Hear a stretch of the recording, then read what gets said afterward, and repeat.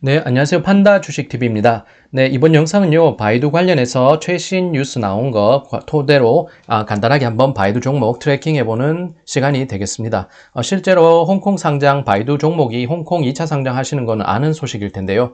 그래도 4일 그래서 홍콩 거래소의 상장 관리하는 위원회에서 이 바이두의 홍콩 2차 상장 신청 승인을 내렸다는 뉴스가 나와 있습니다. 그 관련된 대외 매체들 한번 살펴볼 것이고요. 그 다음에 오늘 그러니까 주가를 보게 되면은 전일장에서는 파월 미 연준 의장의 발언이 시장 내 기대감 충족시켜주지 못했고요. 이에 따라서 기술주 위주의 약세가 나타나면서 주가가 폭락했습니다. 바이두도 이러한 흐름에서 자유롭지 못했고 그런 흐름들 한번 살펴보도록 하겠습니다. 근데 바이두 주가는요, 전일 6.2% 하락한 260.59달러를 기록했습니다. 그리고 정규장을 마치고서 장외 시장에서도 3.3% 하락해서 252달러를 기록했습니다. 그래서 전일 종가 넘으려는 시도가 오전장에서는 좀 나오기도 했는데요. 4일 홍콩 거래소가 바이두 홍콩 2차 상장 승인했다는 소식이 어떻게 보면 호재가 된 것입니다. 그런데 파월 연준 의장의 인내심, 올여름 인플레이션 가능성 등의 발언이 나와서 이에 주가는 급락하는 흐름으로 나타났습니다. 장외 시장에서 낙폭을 확대하면서요, 252달러를 기록했습니다. 기술주 위주 뉴욕 증시가 약세작 분위기에서 자유롭지 못한 상황인데요. 이러한 흐름에서 바이두 역시도 자유롭지 못한 흐름 보이면서 굉장히 약한 흐름 나타냈습니다. 바이두의 최근 6개월 주가 추이를 보게 되면 이렇게 12월까지는 괜찮다가 움직이다가 횡보하는 장세를 보이다가 12월 중순부터 이제 지리자동차와 기술 합자 회사, 전기차 합자 회사, 그리고 AI 칩 어떤 반도체 회사, 그리고 여러 가지 호재가 될 만한 소식이 나왔습니다. 이에 따라 우상향 기조를 보였지만 2월 중후반부터는 어떤 미국 뉴욕 증시 조정장에 같이 합류하면서 이렇게 우하향, 약세 흐름 이어가고 있습니다. 실제로 이렇게 중국 로컬 뉴스는 단신으로 오늘 오전에 이렇게 간단히 표시를 했는데요.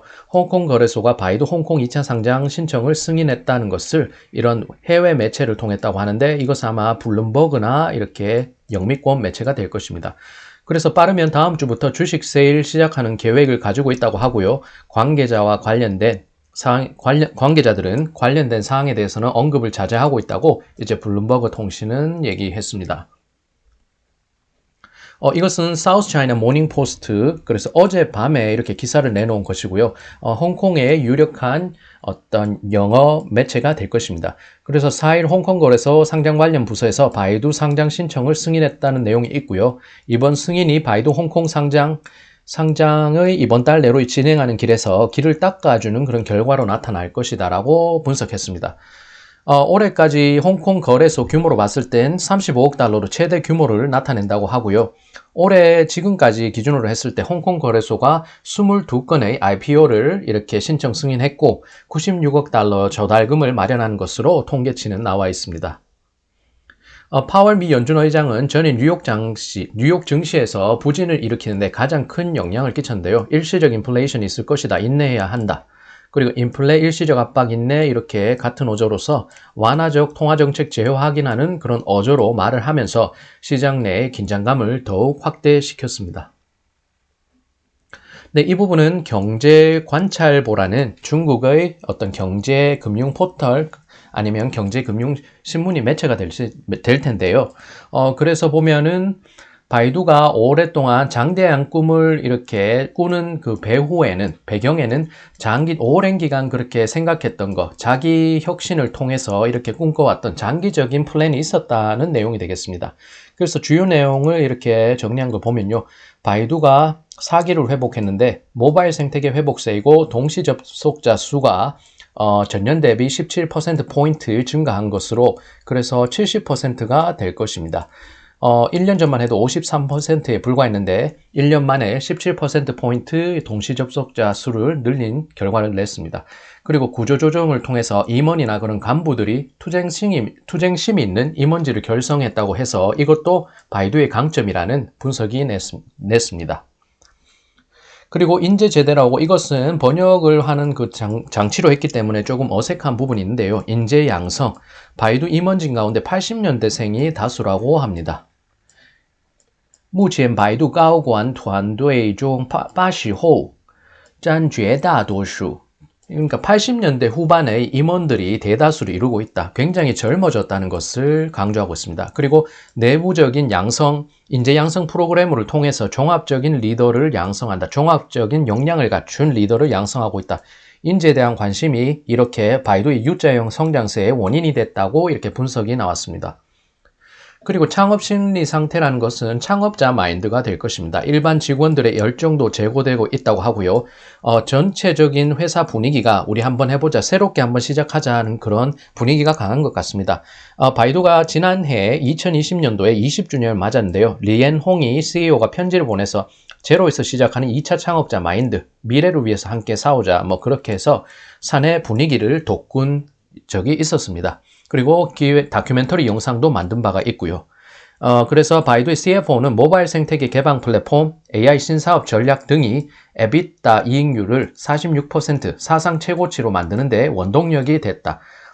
말 그대로 패러다임을 바꿀 수 있는 AI 부분, 모바일 생태계 개방 플랫폼 등 어떤 신규 기술 부문에서 바이두가 오랜 기간 투자를 했고 개발했던 그 역량이 이제 꽃을 피우는 단계라는 해석이 나올 수 있겠습니다. 그래서 오늘을 찾아라고는 했는데요. 말 그대로 오랜 기간을 그런 게 하루하루 열심히 한다는 관점에서 해온 것 같습니다. 10년을 하루같이 기술에 투자한 바이두의 뚝심에 이렇게 지금의 성과가 나온 것으로 보고 있는데요. 바이두는 10년 동안 R&D 투자액이 매출액의 15% 전후를 기록했다고 합니다. 특히 AI 부문에 투자를 많이 했고요. 전면적으로 AI 부분을 투자한 것을 알 수가 있습니다. 리앤홍 CEO는 바이두는 기술 개발에 장기간 투자하면서 선도적인 AI 생태계 회사로 거듭날 것이라고 이렇게 강조를 했는데요. 최근에 아마도 이렇게 4분기 컨퍼런스 콜 정도에서 그렇게 자신의 의사를 분명하게 밝힌 것으로 생각됩니다. 네, 이것은 그래도 한번 쭉 바이두 주가가 올라오는 흐름에서 어떤 호재 뉴스들을 지적했는지, 그래서 FinBiz라는 금융 그런 포털을 통해서 확인해 보겠습니다. 바이두 set to win Hong Kong burst not for second listing. 홍콩 2차 상장에서 승인을 받았다. 바이두와 환흥파워, 중국의 어떤 한국전력과 비슷한 중국 환흥이라는 곳과 이렇게 파트너 관계를 사업 제휴를 맺는데 AI 서비스 플랫폼을 이렇게 형성하고 창설하는데 그렇게 파트너 관계를 제휴했다. 파트너 제휴십을 파트너를 맺었다. 그리고 바이두 makes progress on JV 뭐 그런 게 나오고요. 바이두 hire CEO for EV venture.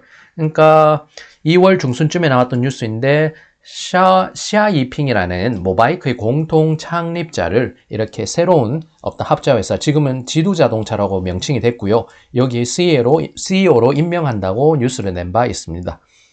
그리고 쭉 내용이 나왔던 게 될 것이고요.